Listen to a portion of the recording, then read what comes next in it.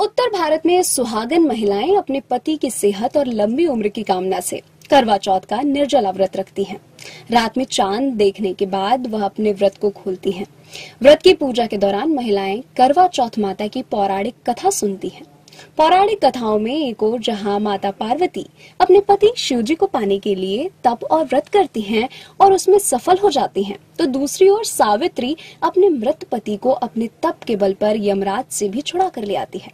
इसी तरह करवा नाम की एक शिव भक्त महिला से जुड़ी है करवा चौथ की कहानी।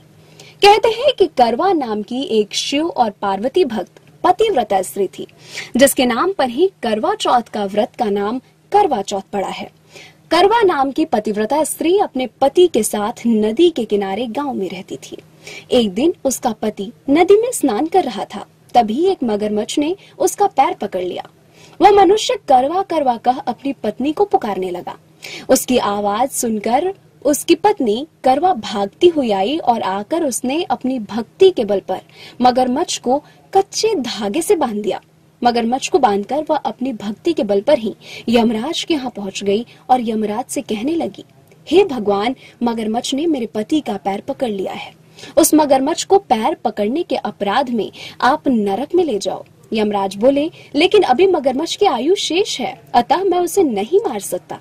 इस पर करवा बोली, अगर आप ऐसा नहीं करोगे तो मैं आपको श्राप देकर नष्ट कर दूंगी। यह सुनकर यमराज डर गए और उन्होंने मगरमच्छ को यमपुरी भेज दिया और करवा के पति को दीर्घायु रहने का आशीर्वाद दे दिया। तभी से उस महिला को करवा माता कहने लगे और तभी से इस व्रत का महत्व और भी ज्यादा बढ़ गया।